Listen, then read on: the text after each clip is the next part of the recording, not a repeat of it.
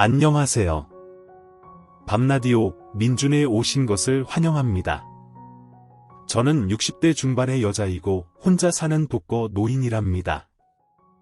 나이를 먹다 보니 주름은 늘어가고 인생은 한 번뿐이지만 후회는 없는 삶을 살아왔네요.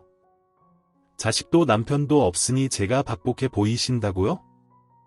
네, 맞는 말씀이에요. 저는 복스럽다 말할 수 있는 평탄한 인생을 살아오지 못했어요.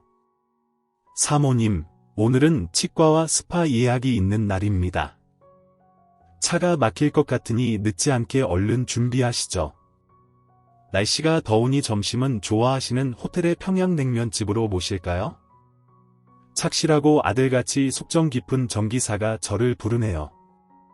꾸무적거리지 말고 얼른 챙겨서 나가야겠습니다. 운전기사까지 두고 사는 걸 보니 부잣집 사모님 아니냐고요. 굵은 보석 반지에 값비싼 진주 목걸이, 명품 가방과 디자이너가 맞춘 세상에 한 벌뿐인 정장. 예, 제 옷차림만 보면 부잣집 사모님처럼 보일 수 있겠네요. 그런데요, 제가 아까 말씀드렸잖아요. 저는 복스럽다 말할 수 있는 평탄한 인생을 살아오지 못했다고요. 정 기사가 모는 차를 타고 치과로 향하는 길의 창밖으로 보이는 플라타너스 나무가 푸르고 예쁩니다. 젊고 싱싱한 모든 존재의 아름다움은 늙어가면서 더 절실하게 보이는 법이지요. 이 더운 날, 매미는 지치지도 않고 참 열심히도 울어대네요. 젊은 날, 어린 시절의 나도 꼭 저런 매미 같았다는 생각이 듭니다. 누가 잘 들어주지도 않는 울음을 저리도 울면서 지칠 줄 몰랐던 무더위와 매미 소리가 가득한 여름이면 인생 초년기에 헐벗고 배고픈 어린 시절이 떠오릅니다. 그 시절, 더운 여름이면 7살 여자아이는 충청도 시골 장터에서 좌판을 메고 아이스케끼를 팔았답니다. 아이스케끼 사유, 입안에 한 입 물면 겨울이 온 듯 시원하고 맛난 아이스케끼예요. 아줌마, 이거 하나 사가세요. 달고 참 맛나니까 둘이 먹다 하나 죽어도 모르는 맛이에요. 어려서 일찍 부모님이 병으로 돌아가시고 혼자 남겨진 저는 5살 무렵부터 친척집을 전전하며 자랐어요. 7살 언저리에는 먼 친척 할머니 댁에서 살았는데 그때 저는 학교를 마치고 좌판을 메고 장에 나가 아이스케끼를 팔았답니다. 뜨거운 떼약볕 아래서 장사를 하면서 제가 파는 아이스케끼 하나가 왜 그리 먹고 싶던지요. 엄마 손을 잡고 장에 와서 어리광 부리며 아이스케끼를 사 먹는 또래 아이들이 그렇게나 부러웠어요. 친척 할머니 댁, 사촌, 고모 집, 이종 사촌의 사돈 형님 댁 정말 촌수를 따지기도 어려운 집들을 부엌대기 비슷한 처지로 전전하며 지내다 18살도 되기 전에 저는 남편에게 팔려가듯 시집을 갔습니다. 시댁은 서울 변두리 외곽에서 작은 대포집을 운영하는 집이었는데 남편은 노름한다고 사흘이 멀다 하고 집을 나가는 남자였죠. 시어머니는 성질이 강팍하여 며느리인 저를 물건 취급하며 부려먹기만 했어요. 겨우 너 같은 걸 며느리로 데려오느라 너네 친척집에 뿌린 돈이 얼만 줄 알아? 그때 쓴 돈을 회수하려면 내가 안 먹고 안 입고 3년은 일해야 본전이나 찾는다.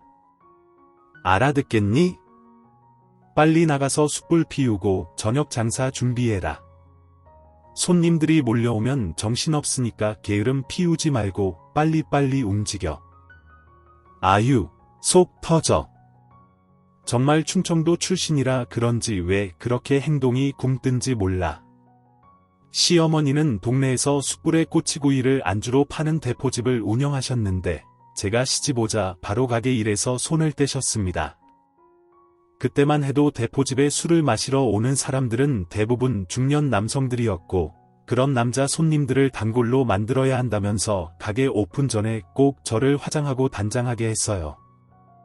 내가 무슨 술집 여자도 아니고 기분도 나쁘고 자괴감도 들었지만 불평 한마디 못했어요. 시집 오기 전 친척집에서 들은 말 때문이에요. 야 아가, 이제 내가 관연한 나이가 돼서 시집가니 하는 말이다만 3년 조금 넘는 기간이지만 내가 이 집 써먹고 자면서 축낸쌀이며 반찬, 옷값만 해도 소반마리 값은 되지. 그걸 너한테 계산해서 받아낼 생각은 없다.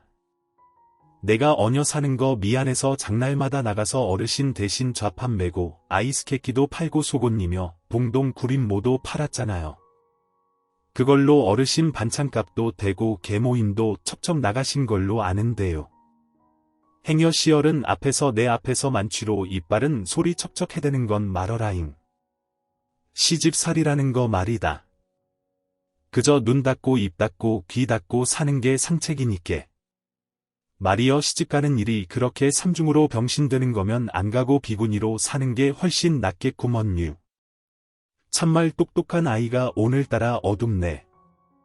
걸르고 걸러먼 친척이어도 너랑 피 한 방울이라도 섞인 건 사실이니께 서운하게 생각 말고 잘 들어라. 내가 시집가는 시댁서 내가 그간 입은 양말값 정도 되는 돈 받은 거는 사실이니께. 시집가서 마음에 안 드는 일이 있어도 꾹 참고 살아라. 솔직히 말해 너 며느리감으로 데려가며 받은 돈 그 돈 토해내려면 우리 형편에 혜택도 없으니께 그간 너 거두고 먹고 입힌 갑이라 생각하고 참고 살라고. 그럼 돈 받고 나를 일면식도 없는 집에 팔아넘기는 거냐고 소리 지르려다 참았습니다. 저는 뭐 그럴 자격이 없는 것 같았어요. 어찌 보면 직계 효력도 아닌 먼 친척벌에 저를 가진 일을 부려먹으면서도 거두어 주신 건 사실이었기 때문입니다.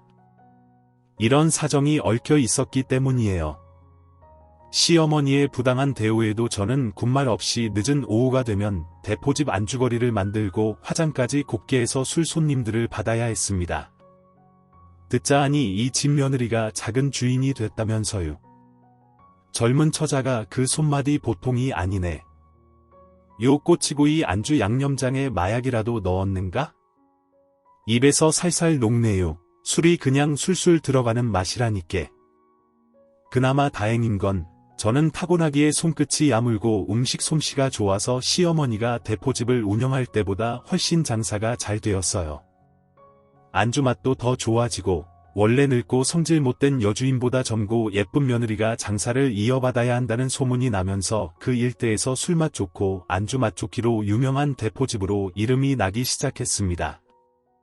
무엇보다 숯불에 직접 구워서 파는 꼬치구이와 거기에 덧니이는 양념장 맛이 좋아 술꾼들의 발길이 하루가 멀다 하고 이어졌죠.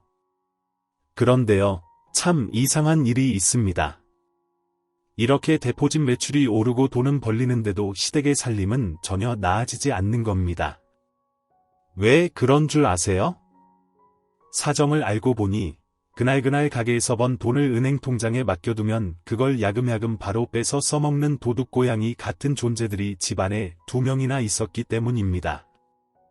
그 양심 없는 2마리의 도둑고양이는 바로 남편과 시어머니였습니다.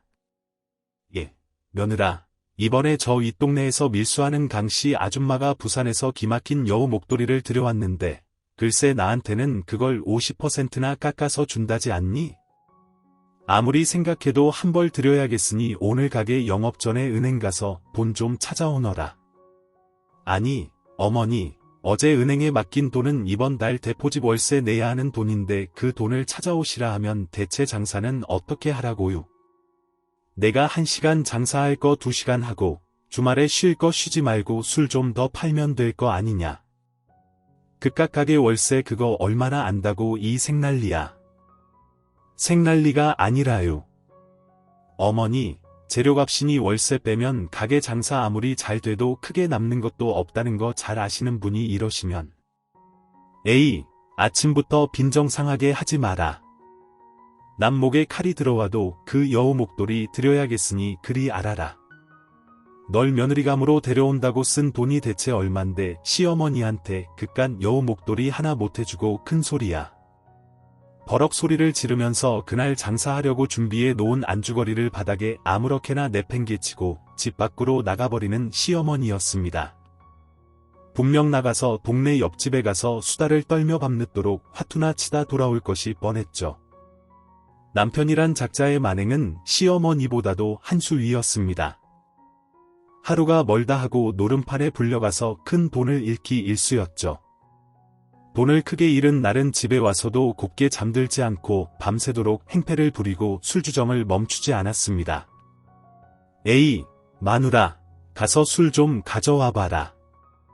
내가 오늘 너무 속이 상해서 잠을 잘 수가 있어야 말이지. 노름판서 돈 잃고 술까지 자셨으면 그냥 곱게 잠이나 주무세요.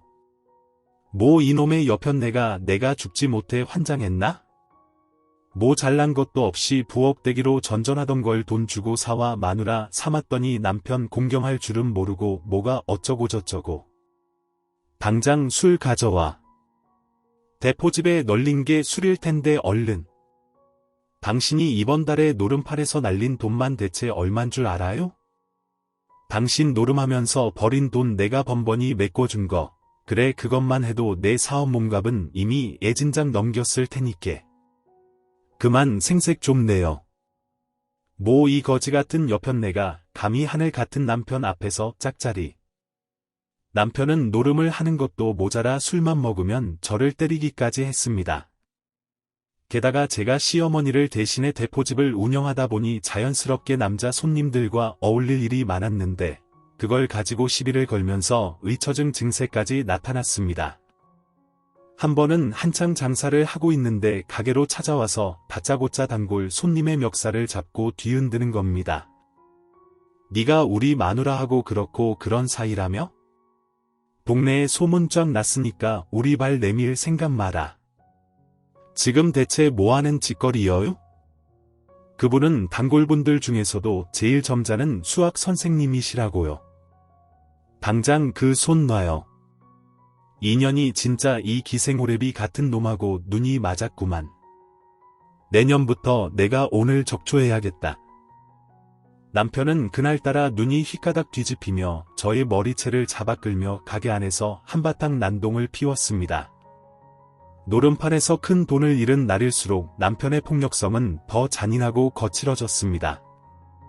전 남편의 행동을 보고 오늘도 이 인간 어디 화투판에서 큰 돈 날리고 왔구나. 그 화풀이를 또 이렇게 지저분하게 하는구나. 지레짐작할 뿐이었죠. 남편은 미친 사람처럼 주먹을 휘두르더니 그 점잖기 짝이 없는 수학 선생님 단골 손님의 얼굴엔 시퍼런 멍자국이 남을 정도로 폭행을 가했습니다. 그런데요, 하필 남편에게 폭행당한 피해자, 그 수학 선생님의 아버지가 관할 경찰서장이었던 겁니다. 남편은 구치소에 수감되었고 저는 차라리 다행이다 싶었어요. 남편이란 작자 저렇게라도 감옥 생활을 하면서 정신을 좀 차려야 할 사람이라고 생각했거든요. 참, 그 아들의 그 어미라고 해야 하는 건지 남편이 감옥에 가 있는 동안에도 시어머니의 낭비와 사치벽은 끝날 줄 몰랐습니다. 어느 날부터인가 은행에서 자꾸 독촉장 같은 것이 오길래 열어봤더니 글쎄 살고 있는 집을 담보로 엄청난 금액의 목돈을 대출받았더군요. 덜컥 겁이 났고 어찌된 영문인지 시어머니께 캐물으니 남편의 도박 빚을 갚으려고 빚을 졌다는 겁니다. 그런데요, 후에 알고 보니 시댁의 빚은 그게 다가 아니었어요. 계모임을 하는 동네 아주머니를 통해 이자가 엄청 높은 사채까지 빌려 쓰고 있고 그 빚 또한 한두 푼이 아니라는 걸 알게 됐어요. 저는 시댁이란 집구석에 있다가는 제가 말라 죽어 송장 치를 일밖에 없다는 결론이 나더군요. 어머님, 저는 더는 이 집에 살지 못하겠구만요. 어머님 아들과 당장 파혼시켜주세요. 너 사올 때 들인 돈이 얼만데 지금 내 앞에서 이러는 거냐? 어머니, 양심이 있으면 제발 그 돈 얘긴 그만하세요. 그 돈 이자까지 쳐서 받을 만큼 저 실컷 부려먹었잖아요. 그리고 곱게 이혼 안 해주면요, 어머님 아들 영영 감옥에서 못 나올 줄 아세요? 하루 걸러버린 그 큰 도박판 행적들 경찰에 다 까발겨버릴 테니께. 그렇게 시어머니를 협박해서 겨우 남편과 파혼할 수 있었습니다. 혼인 신고도 하지 않고 그렇게 어영부영 시집살이를 했기 때문에 결혼 생활 정리는 복잡하지 않았습니다. 불행 중 다행이라 해야 할까요? 그러나 파혼 후에도 저의 삶은 순탄치 못했습니다. 겨우 모은 종잣돈으로 조그맣게 식당을 차렸는데 글쎄 부동산 업자에게 사기를 당해 권리금과 전세금을 홀랑 날려버린 일도 있었습니다. 그때 정말 아무리 발버둥치고 열심히 살려고 해봐야 되는 일 하나 없이 박복한 팔자라는 생각을 지울 수 없더군요. 약국마다 돌며 수면제를 모아 눈을 질끈 감고 삼켰습니다. 그런데 주인집 할머니가 다음날 아침 그날따라 일찍 일어나셔서는 김치찌개를 평소보다 많이 끓였다고 저한테 같이 아침을 먹자고 방문을 열었다가 저를 일찍 발견하셨어요. 그렇게 저희 첫 번째 자살 시도는 실패로 돌아갔습니다. 얼마 되지도 않는 가진 돈을 전부 잃고 저는 조그마한 선술집에 주방 아줌마로 취직을 했어요. 배운 게 도둑질이라고 그 끔찍했던 시집살이를 하는 동안 잘하게 된 일이 안주 만드는 일이었기 때문입니다. 시댁에서 하던 대포집 방식대로 숯불에 꼬치구이를 구워내서 비법 양념장을 발라 만들어내자 주인장은 무척 좋아했습니다. 금손이 들어왔다고 월급도 얼마 안 돼 올려주고 저는 처음에 후덕하고 인심 좋은 사장을 만났다고 생각했어요. 주방 아줌마, 가만 보면 몸매가 호리병같이 들어갈 때 들어가고 나올 때 나온 게 딱 내 취향이란 말이야. 어때? 오늘 밤 우리 집에 가서 따로 한잔 할까? 아줌마 잘 만드는 꼬치구이도 몇 개 챙겨서 가자고. 그러면서 제 엉덩이며 가슴을 징그러운 손길로 만지작거렸습니다. 저는 소스라치게 놀라 몸을 피하다가 주방에서 끓던 육수 냄비를 엎었고 그 뜨거운 국물이 사장에게 튀었어요. 이년이 미쳤나? 고운말로 하니까 안 들어 처먹지. 야, 너 거기서 더 나이 먹어봐라. 이렇게 추근덕대는 것도 고마운 줄 알라고. 네 주제에 어째 오늘따라 육수를 푸지게 끓이고 싶더라니? 사장은 저를 협박하며 욕설을 퍼부었습니다. 저는 그 징그러운 사장에게 뜨거운 육수 냄비를 그대로 들이부어 버렸습니다. 다행히 그 사장이 재빠르게 피해서 얼굴에는 화상을 입지 않았지만 등 쪽에 뜨거운 국물을 맞아 화상을 입었어요. 날 상해치사로 고소하겠다고 협박하는데 전 강간 및 폭행으로 고소하겠다고 맞섰어요. 결국 전 아무 죄 없이 그 집 식구들에게 온갖 상욕은 있는 대로 듣고 얼마 일하지도 못하고 가게에서 쫓겨나고 말았습니다. 그렇게 실직하고 터덜터덜 집으로 돌아오는데 처연한 초승달 하나가 어두운 밤 하늘에 걸려 있더군요. 그 달빛조차 왜 이리 서글프고 절망스럽던지. 전 마침 지나치던 길에 한강다리로 갔습니다. 소주도 한 병 마신 상태여서가 더 이상 삶의 미련 따위 느껴지지 않았어요. 달빛마저 서글픈 한 세상 더 살아갈 마음이 들지 않더군요. 전 더 고민하지 않고 첨벙 강물 속으로 뛰어내렸어요. 그런데요, 참 인명은 제천이라 했던가요? 끊고 싶다고 마음대로 끊어지지도 않는 지인 목숨이었습니다. 눈을 떠보니 병원 응급실이더군요.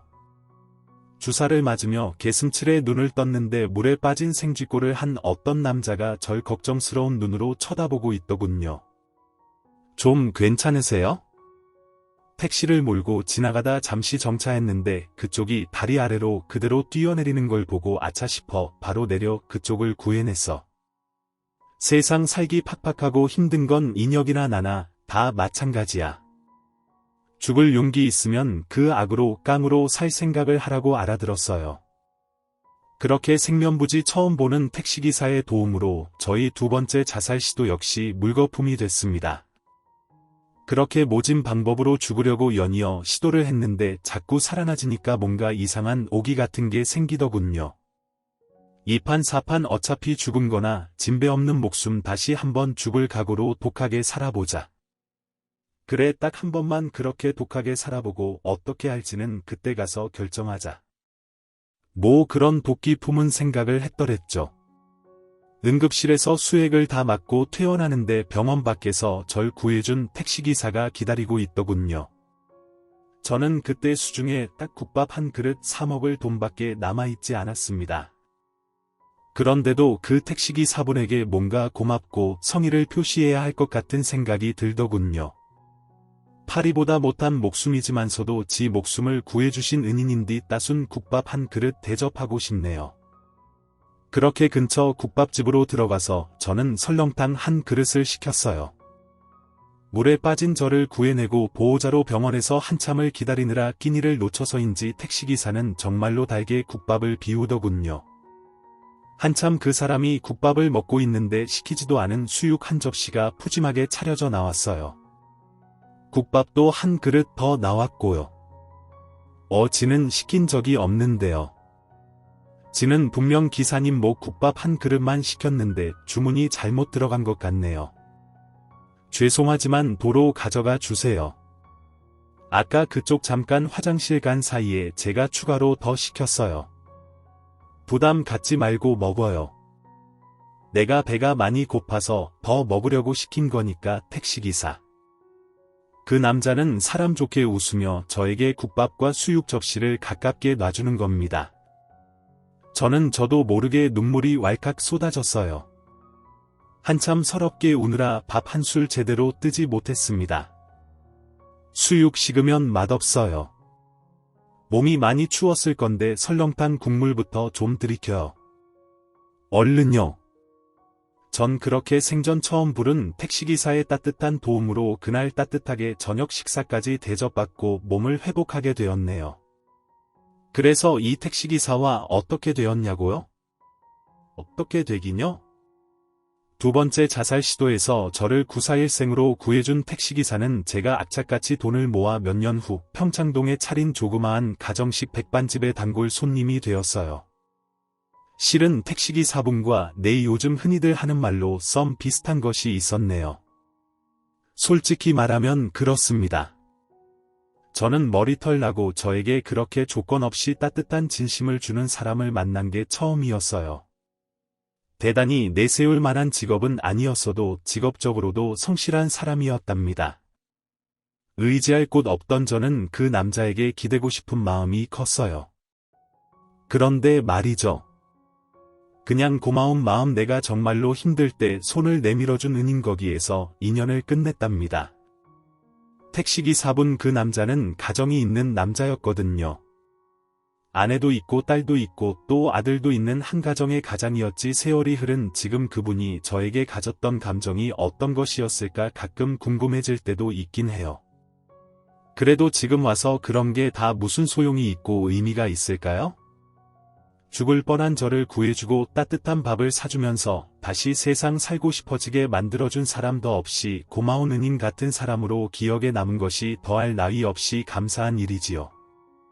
그 택시기사분은 제가 전문직으로 조리학원을 다니고 온갖 굳은 일 마다하지 않고 억척스럽게 번 돈으로 평창동에 밥집을 냈을 때 1호 단골 손님이 되어주셨답니다.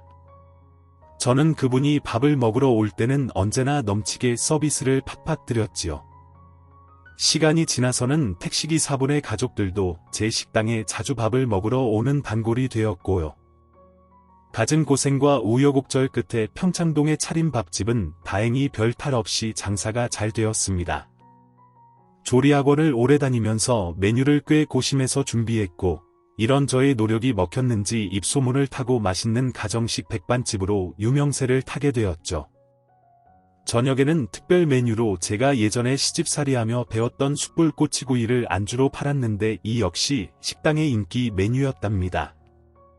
정말 시집살이하던 때의 기억이 지긋지긋하고 술 장사는 하고 싶지 않아서 백반집을 차린 건데 또 어느새 그 징글징글한 기억을 잊고 그 옛날 대포집에서 팔던 숯불 꼬치구이를 파는 저를 보면서 참 세월의 시간에 장사 없다는 말을 실감했네요. 뭐 어찌됐든 간에 이 메뉴는 애주가들이 아주 좋아하는 안주여서 가게 매상에 아주 한몫 톡톡히 하는 효자 메뉴였답니다. 아주머니 여기 평창동서 백반집 한지 얼마나 됐어요? 한 5년 넘어가지. 그건 왜요? 내가 이 식당을 난 건 1년이 채 안 돼 가는데 꽤 오래됐구만. 뭐 좀 궁금해서요. 이 집 백반 맛이 원체 내 입맛에 잘 맞아 나서. 아이고 할아버님 입성 보면은 좋은 거 엄청 많이 드시는 분 같은데 저희 식당 백반이 그리 좋으세요?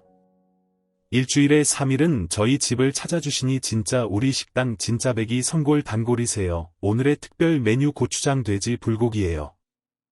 제가 꼬치구이 굽는 숯불에다 특별히 초벌 구이를 해놔가지고 둘이 먹다 하나 죽어도 모를 만일 거구먼유. 돼지 불고기는 주문 안 했는데 애구머니 그리 말하시면 명색이 단골이시라면서 섭하지. 오늘이 할아버님 우리 백반집 단골 된 지 딱 1년째라 치고 그 뭐시냐 단골 1주년 기념 서비스구만요.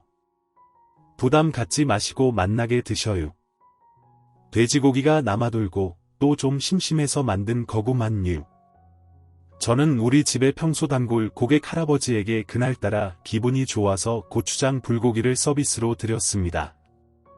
여느 날과 마찬가지로 만나게 식사를 하신 단골 할아버지가 가게를 나계시며 대뜸 묻더군요. 여기 식당 1년 매출이 얼마나 되냐고요. 장사가 잘 돼서 먹고 사는 데는 걱정 없는 정도예요.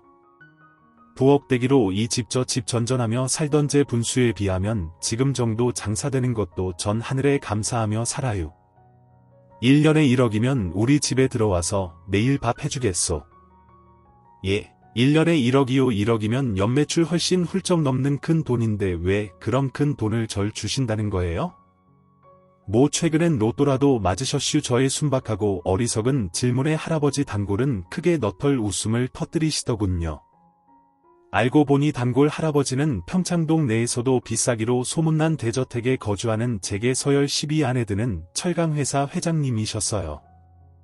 돌아가신 어머니의 손맛과 기막히게 닮은 저희 백반집 식사를 맛보시곤 단골이 되신 거였고 저희 손맛이 마음에 들어 절 가정부로 쓰고 싶어 했던 겁니다. 하필 그즈 가게 일이 하도 고된 나머지 혼자서는 장사가 힘들어 사람이라도 한 명 쓸까 생각하던 차였는데 전 잘 됐다 싶었죠. 재벌가 도우미로 들어가면 수입은 지금보다 훨씬 많고 그러면서 일은 식당 일보다 덜 고될 게 분명했으므로 망설일 이유가 없었습니다. 전 그렇게 최 회장님 댁에 회장님 전용 식사 전담 도우미로 고용되었어요. 1년에 1억이라는 거금을 받으면서 올고지 회장님 식사만 준비하면 되니까 뭐 이런 꿀 직업이 있나 싶을 정도로 참 일이란 게 할 만합디다.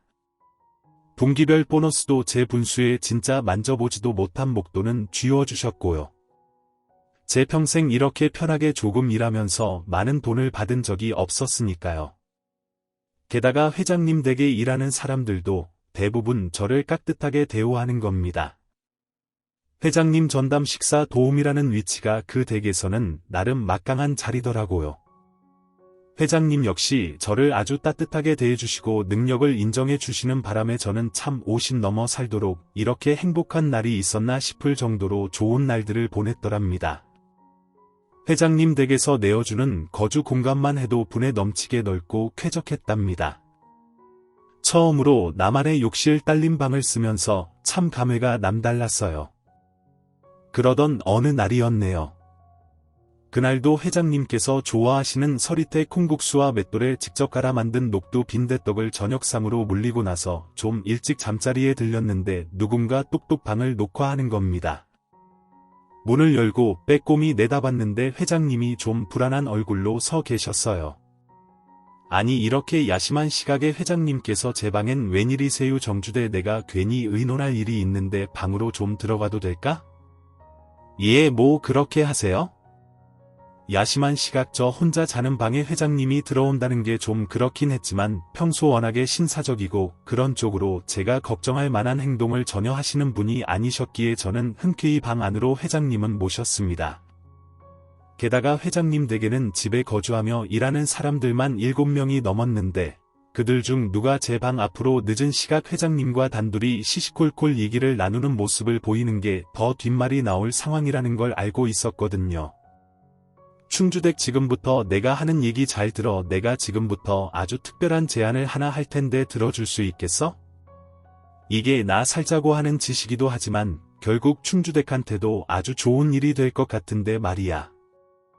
회장님은 한밤중에 제 방에 찾아온 연유를 차근하게 말씀하시더군요. 다 듣고 나서 저는 말했습니다. 회장님께서 말씀하신 것이기요. 예, 제가 온몸으로 받아들이겠어요.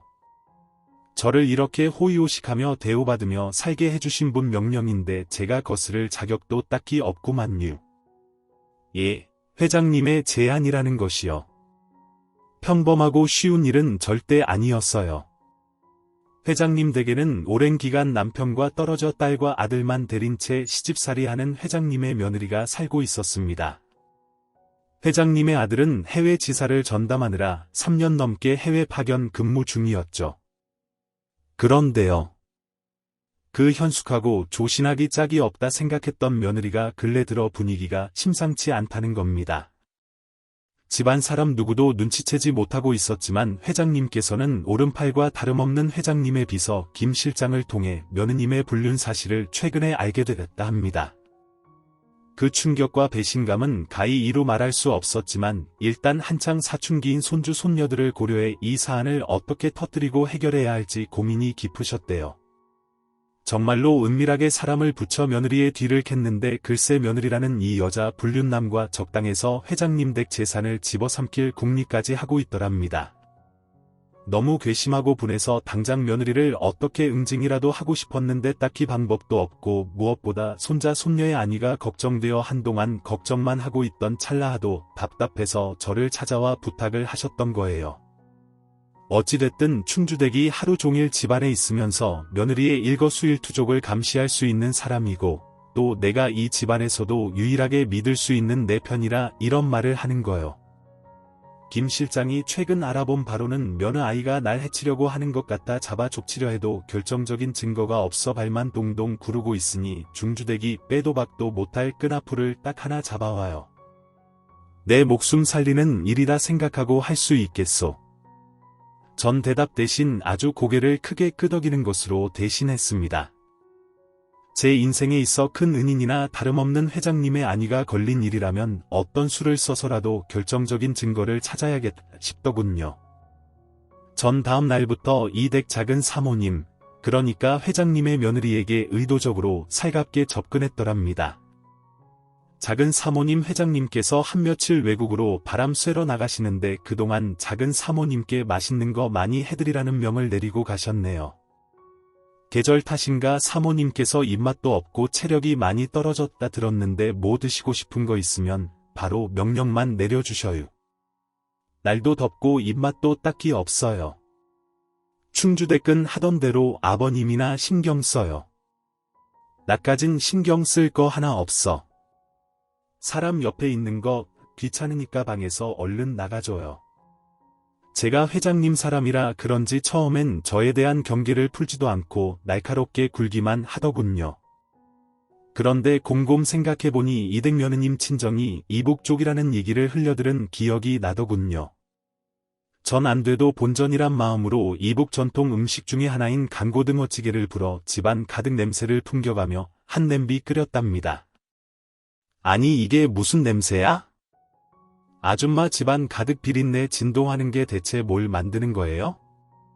강고등어찌개라고 들어보셨나요?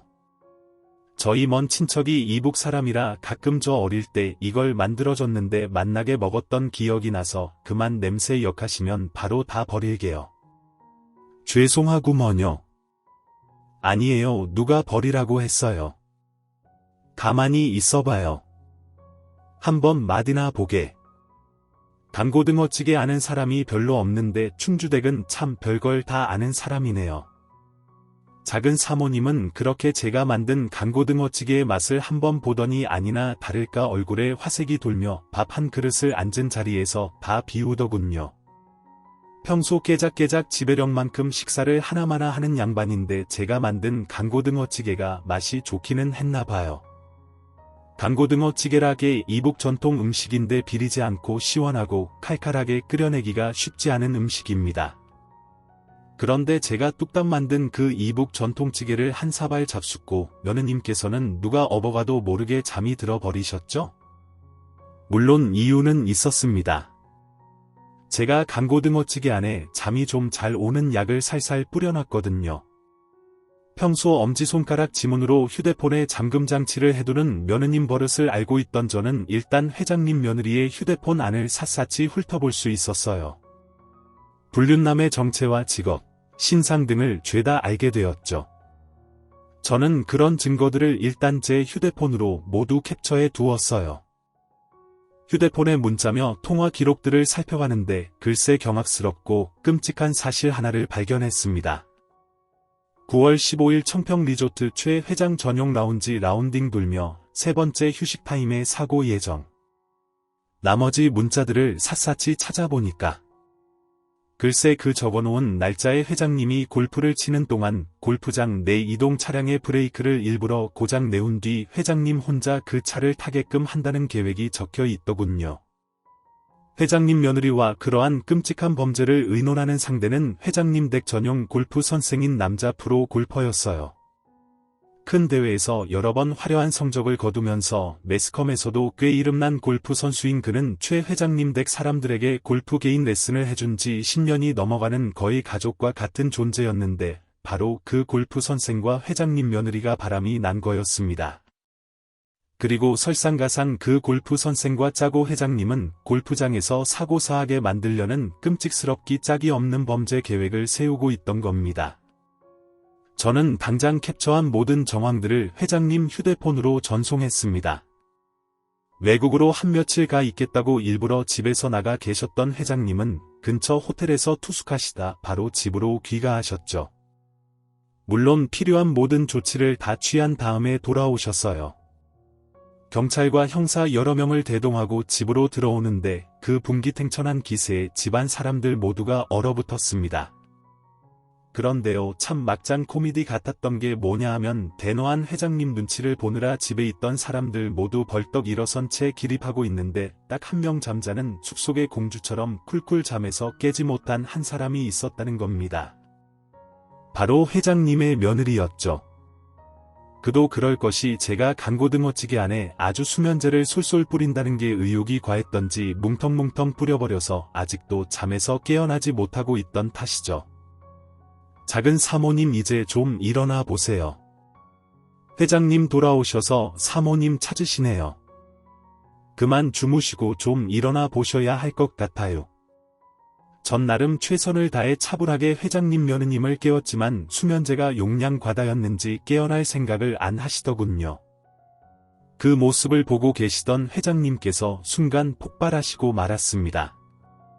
이 배은망덕하고 고한 것 같으니라고 당장 자리에서 벌떡 일어나지 못해 수준 떨어지게 우리 집 골프 선생하고 바람난 것도 모자라.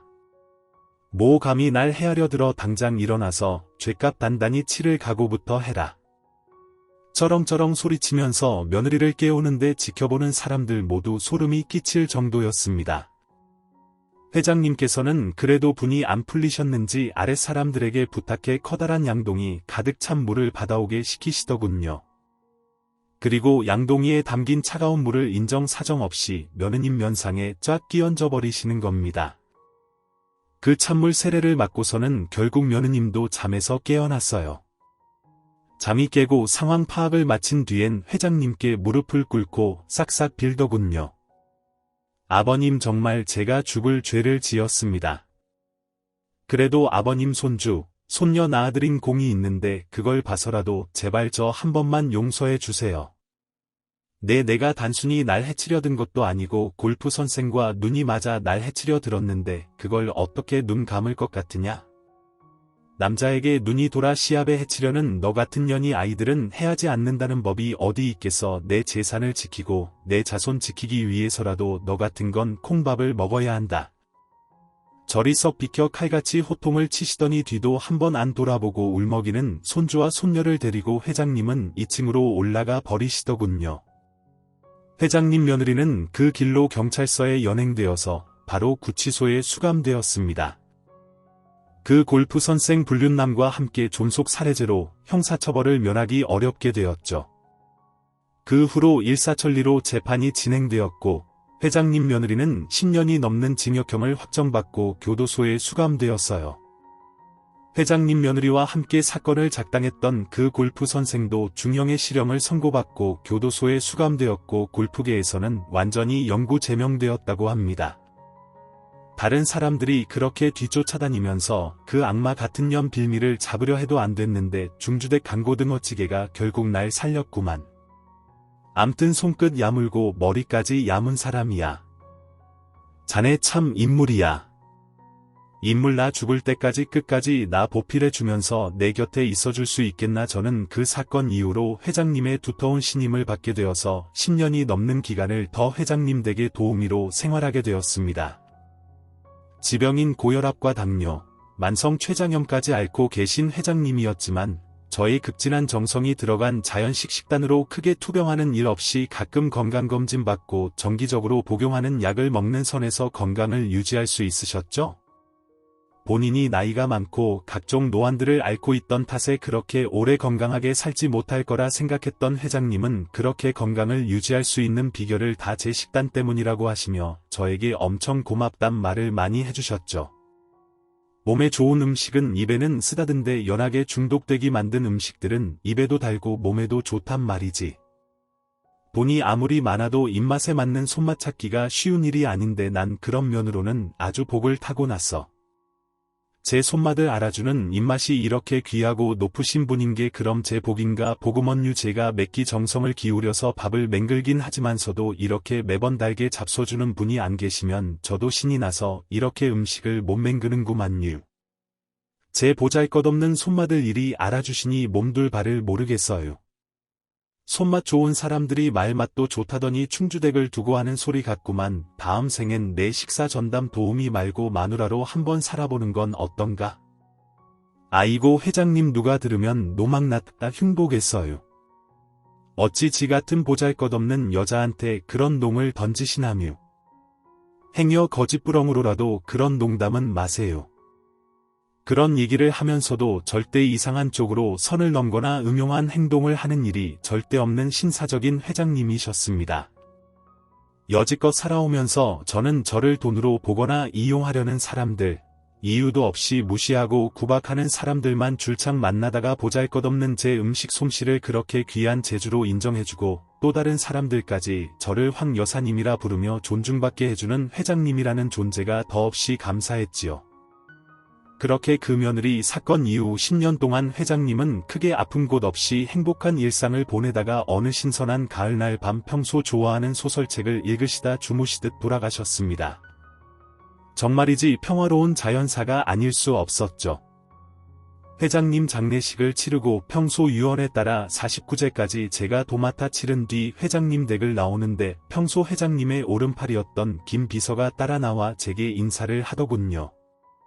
왕 여사님 그동안 최 회장님 모시느라 고생 많으셨습니다. 게시 거처가 적힌 주소하고 이건 회장님께서 황 여사님께 유산으로 남기신 건물 등기 문서입니다. 예, 등기 문서유. 제가 뭐 대단히 한 일이 있다고 건물식이나 전 긴가인가 한마음에 등기부 등본을 열어보았는데 정말 너무 깜짝 놀라고 말았습니다.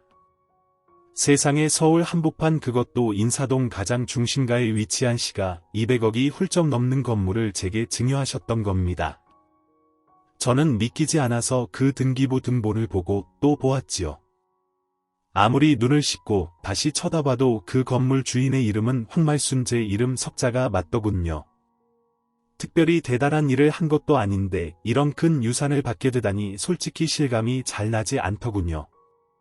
10년이 훌쩍 넘는 기간 동안 회장님 댁에서 받은 월급과 대우만 해도 분에 넘치는 것이었는데 이런 대단한 거액의 유산을 받게 되고 보니 제 분수에 맞지 않는 일이라는 생각까지 들었어요. 회장님께 유산을 전해받고 며칠이 지나지 않아 전 충청도 산골의 부모님 산소를 아주 오랜만에 찾아갔어요. 허니 아버지 잘 지내셨어요? 무심한 딸내미가 한동안 먹고 사느라 바빠 또 한동안은 이일 저일 복잡한 일이 치여 사느라 너무 오랜만에 찾아왔죠. 죄송해요. 한때 사는 게 너무 힘들어서 울 부모님은 죽어서도 나 같은 건 살피지도 않는가 보다 욕하고 원망한 적 많았는데 이 불효 자식 용서해 주셔요. 어느 곳에 계시건 저 불쌍하다고 잘 살아야 한다고 아무리 사는 게 힘들고 사람들에 치여 힘들어도 사는 걸 포기해선 안 된다고 그렇게 말씀하고 싶었던 거지요. 잡초가 무성한 부모님 산소를 보니 눈물이 왈칵 쏟아지더군요. 잘 먹고 잘 살게 되었는데 아니 이제 누구보다 부자가 됐는데 제 곁엔 부모님이 안 계시고 가족 하나 없다는 게 참 서글프더라고요. 그래도 그 고생 끝에 이렇게 제게 큰 유산을 주신 건 뭔가 뜻이 있어서라는 결론을 내렸답니다. 해서 저는 이렇게 값진 재산을 좀 뜻깊게 써보자고 많은 궁리를 했답니다. 지금은 저처럼 어려서 고아가 된 소녀들을 대상으로 학비도 지원해주고 공동 보금자리를 만들어 집과 같은 환경을 만들어주는 장학 사업을 하고 있어요. 사람이 싫고 사는 게 싫어 죽으려고 결심했던 저였는데 이렇게 기사회생으로 살아나 이제는 어려운 사람들을 돕고 살고 있다니 참 기적 같은 일이 아닐 수 없지. 포기하고 싶은 순간마다 그래도 마지막이라는 생각으로 버텨왔던 게 오늘의 나를 있게 한 동력 같기도 합니다. 나쁜 일 끝에는 좋은 일이, 악인 끝에는 선인이 온다더니 돌이켜보면 제 인생이 그러했던 것 같습니다. 그러니까 여러분도 포기하지 마시고 내일을 기대하세요. 오늘의 불행이 내일 행복의 씨앗이 된다는 믿음 버리지 마시고 오늘도 파이팅입니다. 감사합니다. 오늘 준비한 사연은 여기까지입니다. 재미있게 들으셨다면 구독과 좋아요, 알림 설정까지 눌러주세요. 그럼 저는 다음 사연으로 찾아뵐게요. 오늘도 건강하고 행복하세요.